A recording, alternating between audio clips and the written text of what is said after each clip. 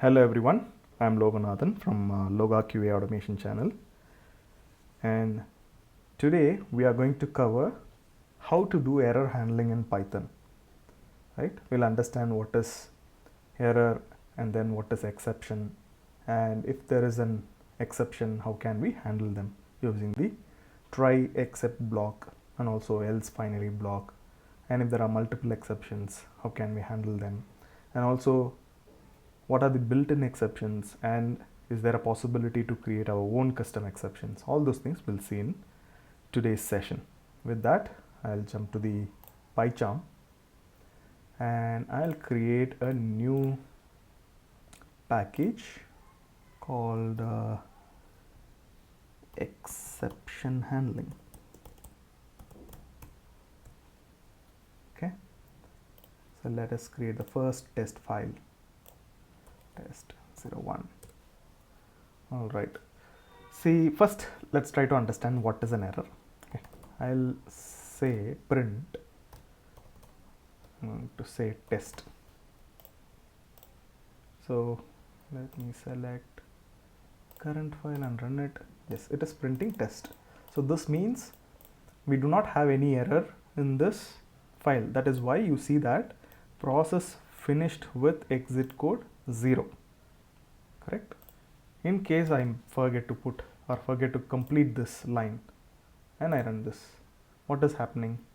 So here it says there is a syntax error, right? So it is an error and it says undetermined string, and very importantly the process finished with exit code 1. So last time when there was no error, when it was running, you see the exit code as 0, but if there is an error, what is happening? It is throwing an error. So this is an example for syntax error we are getting. Can we handle this? No, we cannot handle this. This we have to fix it, right? So let's ensure to fix such syntactical errors. All right, then what are the errors or what are the exceptions that we can handle? There are few. Maybe I can give one example. Say it's a very common example. Let's have a simple program. Say a is equal to 10, b is equal to 20 or 5, and then print a by b. So what is it going to print? It is printing 2.0. In case if I supply 0 for the variable b, what is it going to do? 10 divided by 0. As we all know, it should result in infinite, but for the programming languages, it is an exception. So what is the exception? 0 division error. So this can happen at any time, right? So the program that we are trying to execute may throw some exception at the middle of the execution, due to which the further steps may not get executed, for example. So here I'll say program ends, and here I say program starts.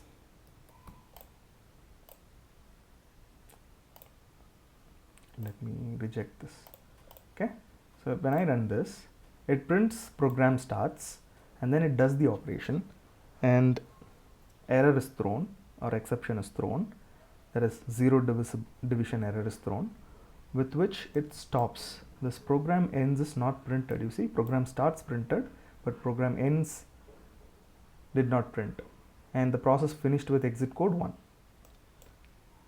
So it's a very simple program. Assume that you have a very complex program or complex automation framework that you have created on say at the middle of the execution, say at the 5th step of your test execution, there is an exception occurring, due to which all the remaining steps are not getting executed, right? So it is actually incorrect. So if there is an exception and if you can predict it, then handle it. Once you handle it, then the other line of code should get executed, right? So that is where exception handling is coming into play. How can we handle this exception? Right, so let's first try the same thing with try block. Okay, try, and then I'm going to say except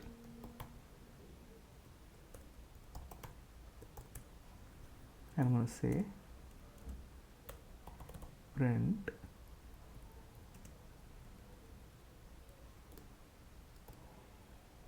error occurred.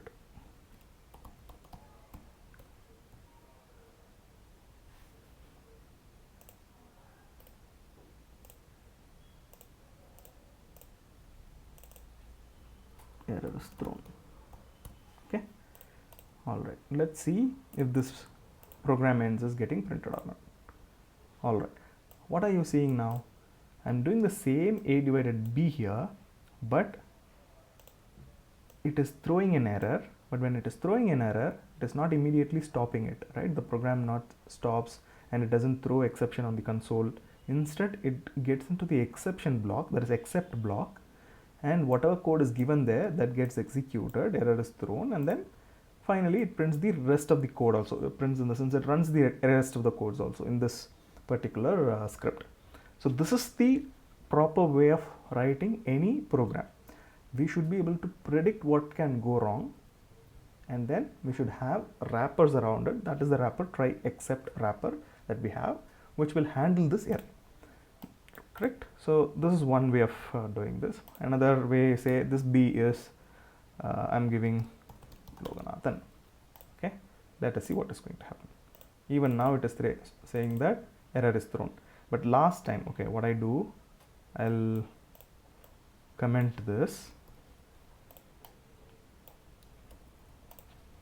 and I put this here and I run this.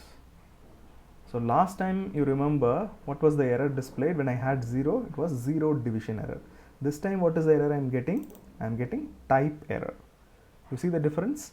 So there are multiple different types of exception in Python, and depending on the situation, the error will be thrown, or depending on the scenario that you are testing, the error will be thrown. Right? So here if I give 0, then we are getting 0 division error.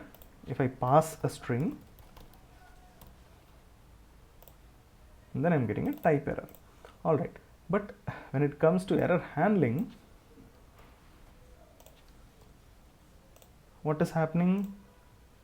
It says error is thrown, correct? Even if it is 0 or a string, it is simply saying error is thrown. Then how do I know what error is getting thrown when I'm using the except? Because only when I know what types of or what type of error is thrown, I should be able to fix it later point in time, correct? To get what type of error is thrown, what are we going to do is, we are going to mention exception as E here in the except block, and then we are going to print, maybe I'll do this here, print E. Okay, let's run this. So what is the E getting printed? Unsupported operand type for /int and str. Okay, so you are using integer on the top and then string at the area where it has to divide, right? That is operand, and you are using division function, and it is not possible. That is what this error means, unsupported operand types. All right, now if I use 0, let's see what is the message we are getting there. Division by 0, right? It is as simple as that. Just by adding this exception as E, you are able to get clear message what is it exactly doing. And there is one more way. Okay, print type of E we can give. By doing this, we can get exactly the error class that we have seen, right? 0 division error. This is what we were seeing when we had this. Let me open this. Run it. So here you saw 0 division error. When I use type of E, I'm getting that class name of the exception which is getting thrown, which is nothing but 0 division error. Now it is again added this class and something, right? So if I don't want that class to be added, I just want this 0 division error. How can I get? Very simple, print type of E and then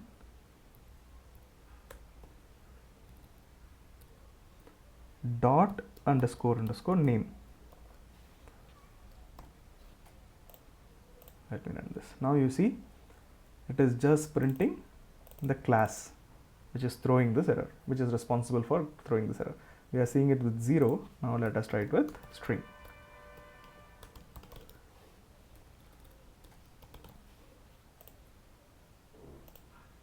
Okay, so now what is the error we are getting? Type error.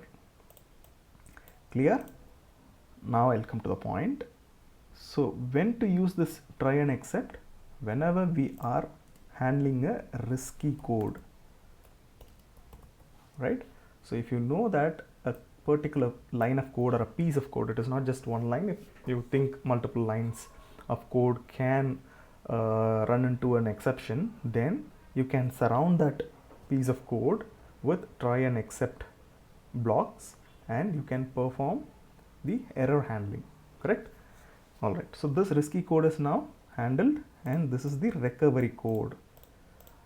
Okay, once the risky code runs to exception, then you would run the recovery code. This is nothing but you are telling the user that what type of error is thrown, so that when he debugs it, he'll be able to fix it, correct? Next, we are going to see a simple example of best practice, okay, how to use the exception handling. Let me create def f1. I'm going to say that print f1 starts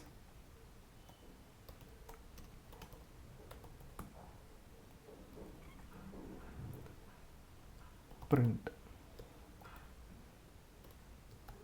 f1 ends, and here let me say 8 divided by 0. Say a is equal to 8 divided by 0. Okay, this is f1. Def f2 is calling this f1. Okay, print f2 starts, and f1 gets called, then print f2 ends.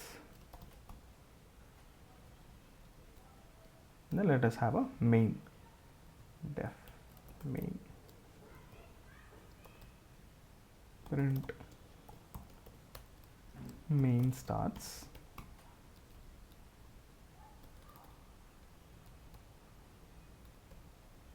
now I'll call f2, print main ends. Okay, and finally I'll call main. Let me run this. First, what I'll do is I'll try to include a valid program, print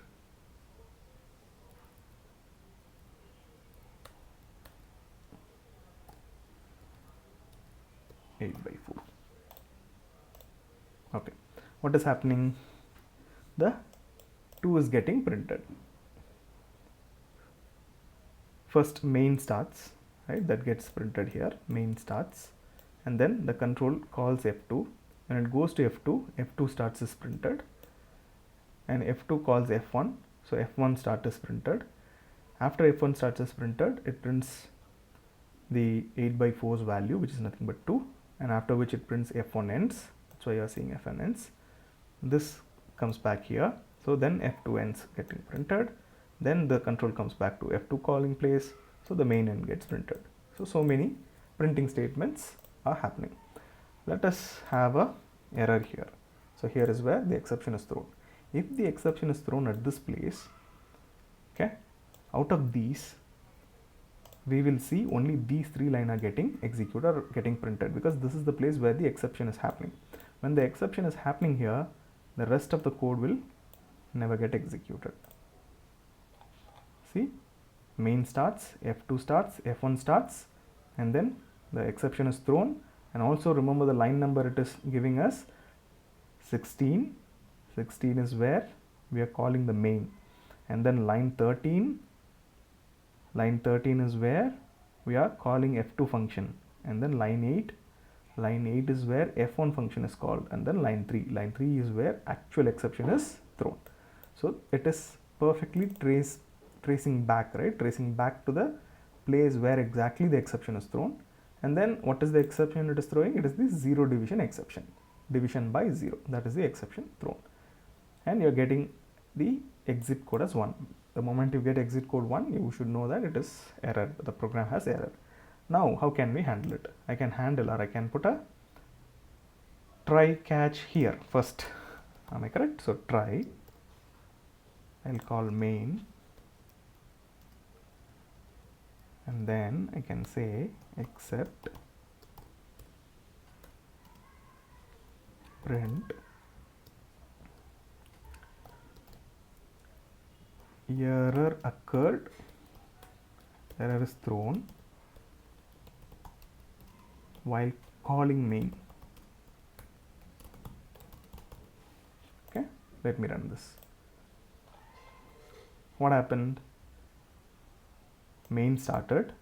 So when the main is called, this is executed, main starts, and then f2 is called. When f2 is called, f2 starts is printed, and then f1 start is printed, and it threw the error, and that error is handled here. That's why it says error is thrown while calling main. But the problem here is the next 3 lines are not executed because the error is handled at the fag end, right? That is why the next 3 lines are not executed or not printed.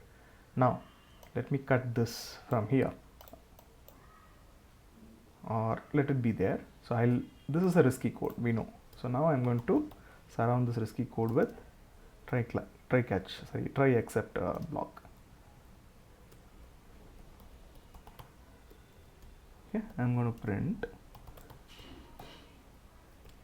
error is thrown while calling f2. Let us run this. Now you see this is not printed, right? Error is thrown while calling main is not printed. The reason is the error is actually handled here. The error is not escaping from the main method. It is handled inside the main method.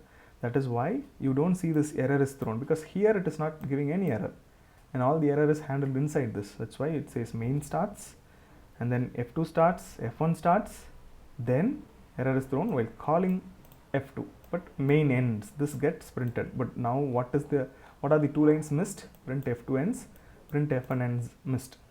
Now what I do, I'll surround this f1 calling with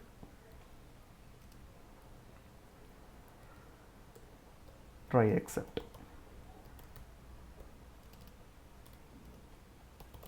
Print error is thrown while calling f1. Cool. Let me run this. Now you see that f2 ends getting printed because the error is handled in f2. Not only that, this is no more printed because we have handled the error inside f2 itself. So we are not giving the error back to main method, and that's why this is not giving the error back to the place where the main is called. That's why you don't see any other error message, only the error is thrown while calling f1 is printed here. Now one step ahead, I'm going to print, or I'm going to block the error, or handle the error. That is the better way of saying. Try, then except print error is thrown while executing f1. Right. Am I doing some mistake? Okay. Cool. Now you see that all the print statements are working, and This is the actual risky code, and we surrounded it with try and except. So that's why all other line of codes are getting executed.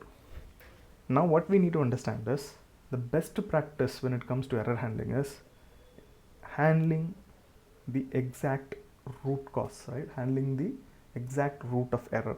Then the rest of the program will execute cleanly.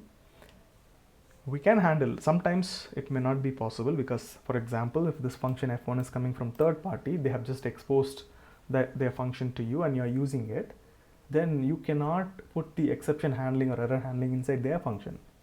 Then the better place is this, where you are calling the f1, there you try to arrest it or there you try to handle it. And in case it is throwing error, communicate the message to the third party who is giving this function to you, and you tell them that this is the exception you are getting, so that they'll be able to handle it in their code. So the most possible place that you can put in the error handling is the root cause, right? That is the right place to place the error handling. If it is not possible, then go for the next possible place. Okay, now that is clear. Let me remove these error handlings.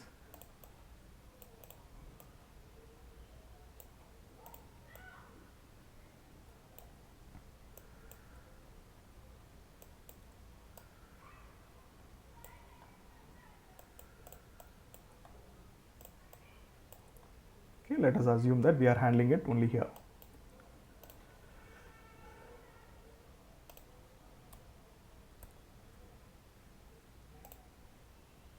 Remember guys, when we are using Python, indentation is very important. So any change that you are making, ensure that the indentations are correctly done.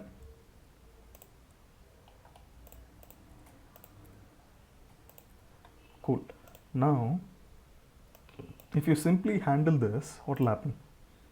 It just says error is thrown while calling main, and you do not know the trace, right? Where exactly the errors are happening. For this, we have a mechanism. Okay, trace back dot print this exe. Okay, and when you run this,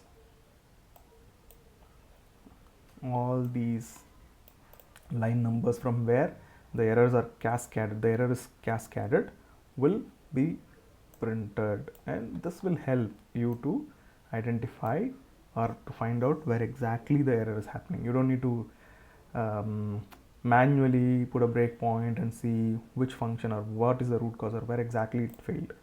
If you use this trace back dot print exe, then it will list you all the places where it occurred and also the last place which actually triggered the error. Got it? Cool. Now let me give you a practical example where you generally use such error handlings.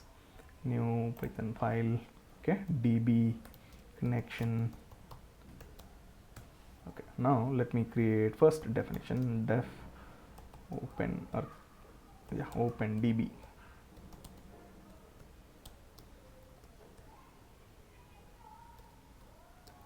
Print connected to db, that is database. Okay, I'll give it as connect db. Generally when you are working or you want to do some testing on database, then what you do, you will establish the connection with the database using the connection string and the username and password, the credentials that you have to use for connecting to the db, and all those line of code will go here. That is making a connection to the database. Next, what will happen? Def execute query, execute SQL.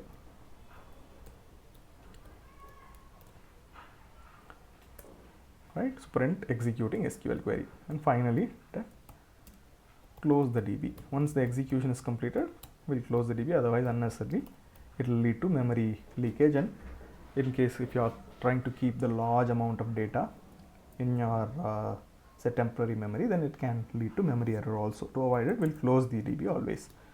So here we'll say DB connection is closed. Cool. Now what we do, we'll call these three functions: connect, and then execute.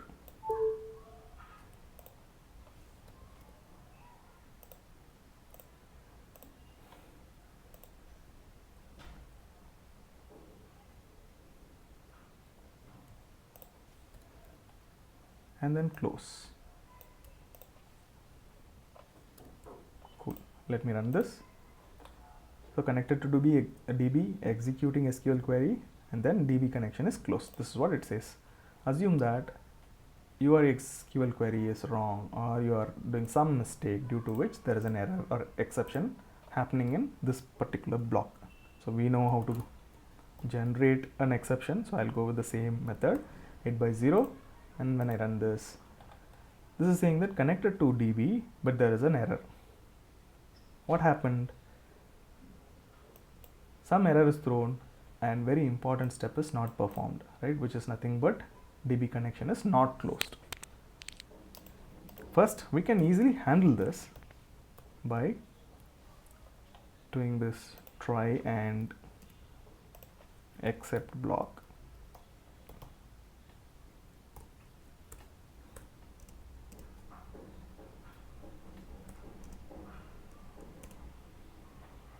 Print SQL error.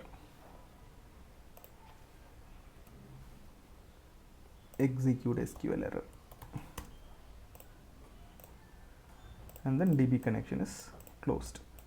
So such instances we can go with this except. But what if inside the except there is an exception? Print 8/0.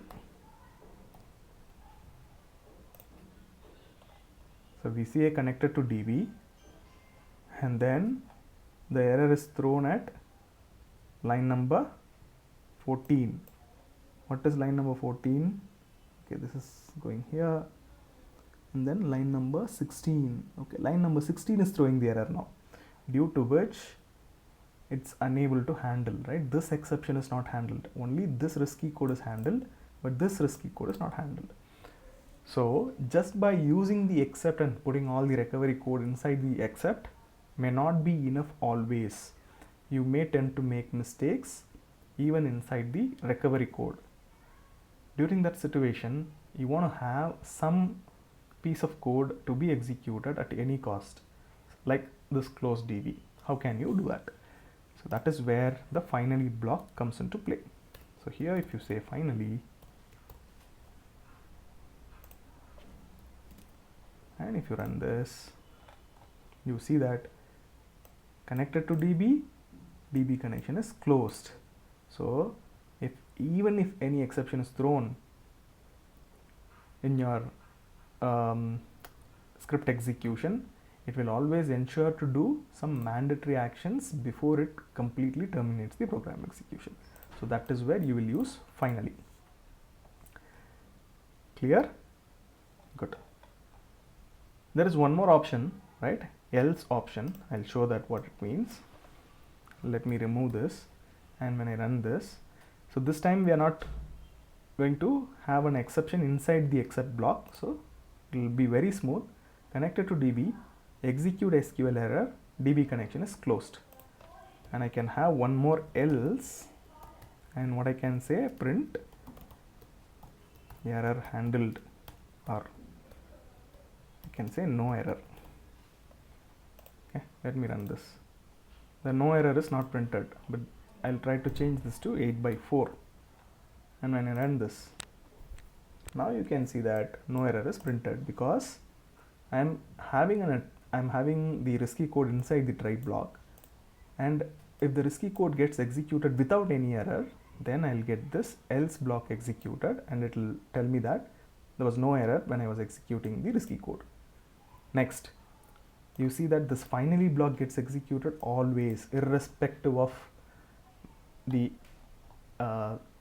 execution status, right? So whether the exception is thrown or not, whether the error is thrown or not, whether the error is handled or not, doesn't matter. It will always execute, and that is the reason we use the finally block. And there can be multiple questions like what are the different types of exceptions, or how many except block we can have. We can have multiple except block. What I do this time, I'll print exception as E, and I'll print the exception, print E. I'll go with 0 first, and I'll put the type of E. That is what we need. Okay, this is 0 division error. I copy this and I put this here. Now let me say that print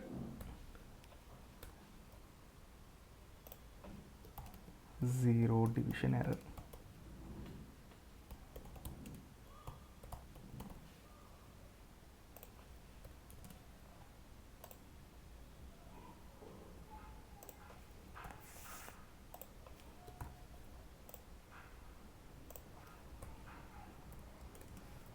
Let me run this. Okay, you see that execute SQL error, zero division error is printed. Why? Because the error thrown from here is zero division error. That is why it is matching this zero division error class and it is able to print this. What if I put here and run this? No, this time it is not able to handle. The reason is this time we are getting type error. Then what we need to do, we'll have to handle this. Except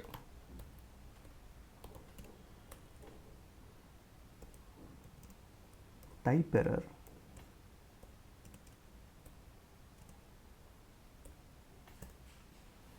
okay,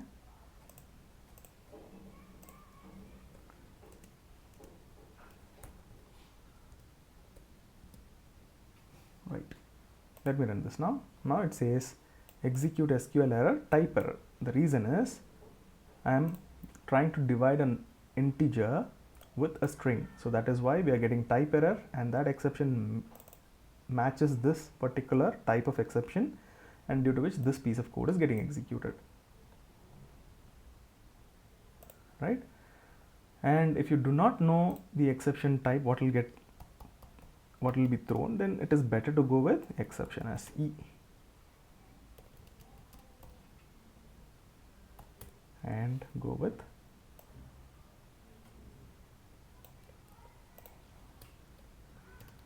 ours type.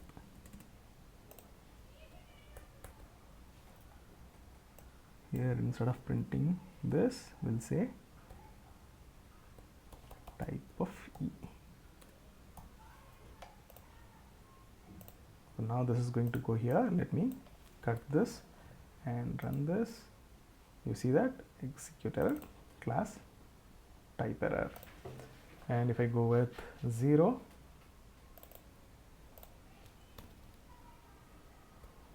this will automatically match the first one. That says division error, zero division error. Hope you are clear with when to have multiple except block and what is the best practice. Best practice is having very limited number of except block. Do not have too many except block. It means you are trying to handle too many things inside your function, which is not needed. So try to isolate the functionality that you want to cover in a particular def block, that is function block, and keep it that much. Okay, keep it short. It will be easier for you to debug in case there are some failures. So keep minimal number of except, and then have an else block just to say that there was no error during your execution, and then have a final block to keep all the code that you want to execute at the end, irrespective of the status of the execution, right? Whether it can go to error status or it can go to completely pass status, but doesn't matter. You need to close the DB at any cost, so you keep that in the finally block. So this is all about exception handling. Now I'll move to the topic how you can create your own exceptions. Okay, this is not needed for testers, but still I'm covering just to give you an idea. Okay, let me create Python file. I'll say custom errors or exceptions.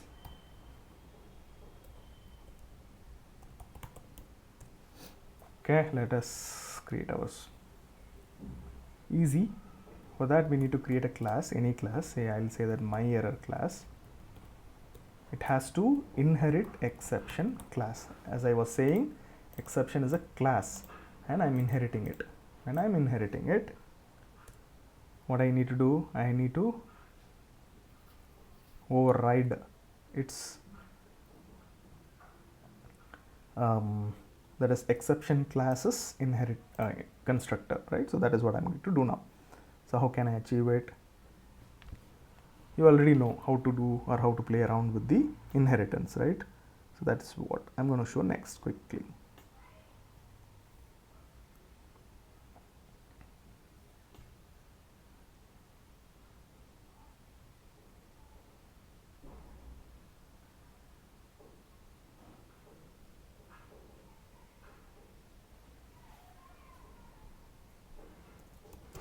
Okay, let us go ahead. This is net self.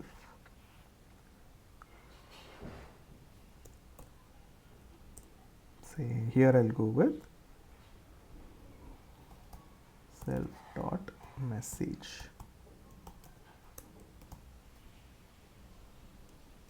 equal to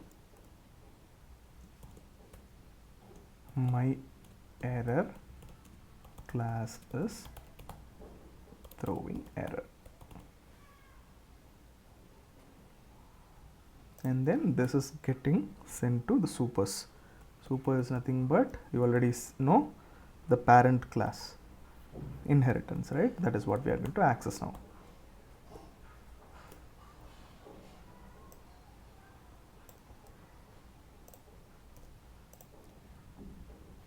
All right. Now what do I need to do? I need to trigger the exception. Let's see. Def, say I want to check if someone's age is greater than 18 or not. Okay, check age is the function that I want, and now, and this is going to take age as the input.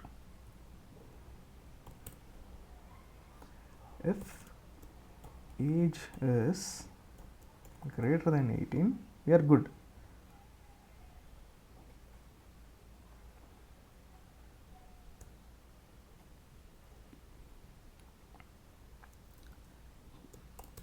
Print you are eligible for anything. Okay, you are eligible, maybe for driving license, for voting, everything. Eligible. We are not getting into the details now. Yeah, you are eligible. In case else, print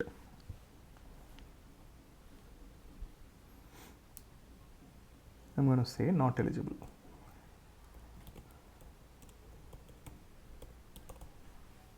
Okay, here I'm going to call this. How can I call? Check age. Say I'm going to send 19. All good. Let me run this.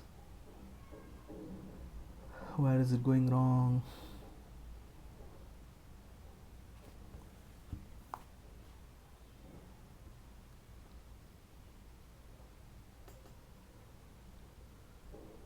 My error exception. Okay, here it is. Right now, let me run this again. Now, okay, then function name is incorrect. I'll correct it.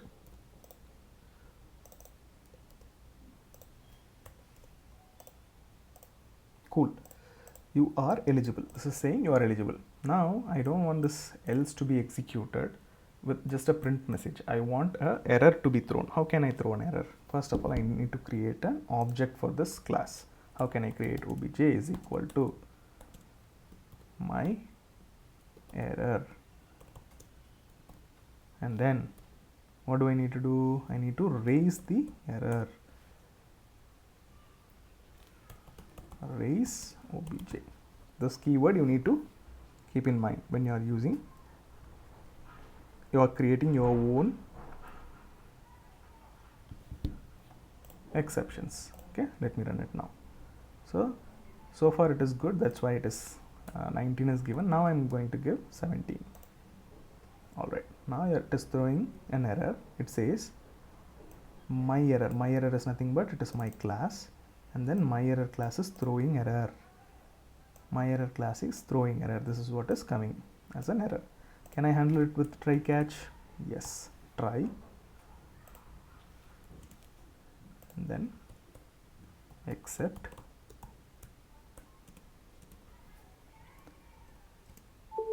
print error is thrown. If I run this, what will happen? It will say error is thrown because age is less. Instead, if I want my exception, you already know exception E, and then here I can say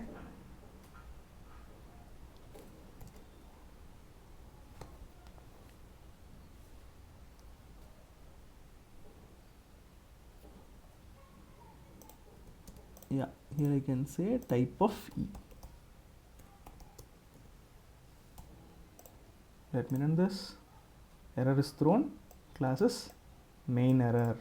Main is nothing but this classes within this Python file, that is why it says main, and you're getting this my error. Okay, so for clear. And now I'll add a simple step. I do not want to give that my error class is thrown error. I want to give a valid message. So here I'm going to say age is, the given age is less than 18. Say I want to give the age also, what is given. Okay, so what I do, I get the age as a parameter and then format it. Okay, the given age is, and here what I do, I have to take age, correct? Yes, only then the age can come and sit here, and entire message can be passed to the exception class, and that will get printed. Now let us see by running this. There's a space. All right. Type error. Where is the type error?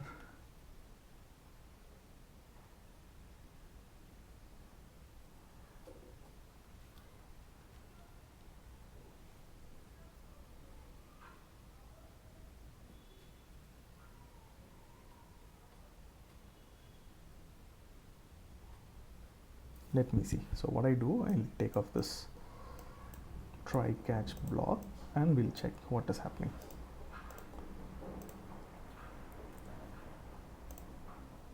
Okay, so where exactly it is failing? My error int missing one required positional argument age.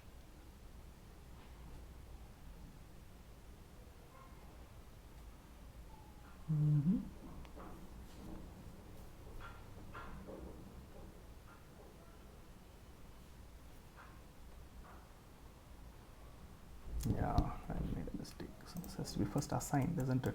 Self dot age is equal to age. Then if I use age, cool, one required. Oh yeah, okay, I'm creating an object but I'm not passing the age here, right? So it is giving me the error. My error, the given age is 70 is less than 18. So now I'll explain it one more time. What I'm doing is I've created a function, I've created a class which is inheriting the exception class, and then inside this my error class I have the init method, which is nothing but its constructor. Inside the constructor I'm taking one argument which is nothing but the age, and that is getting assigned to self.age, and then I'm creating a message. In that message I'm mentioning that the age which is given is less than 18, and that is when I pass this message to the constructor of exception class. This is what is done here. Now this check age function will not call or will not raise this exception if the age is greater than 18. If the age is greater than 18, it will simply say that you are eligible.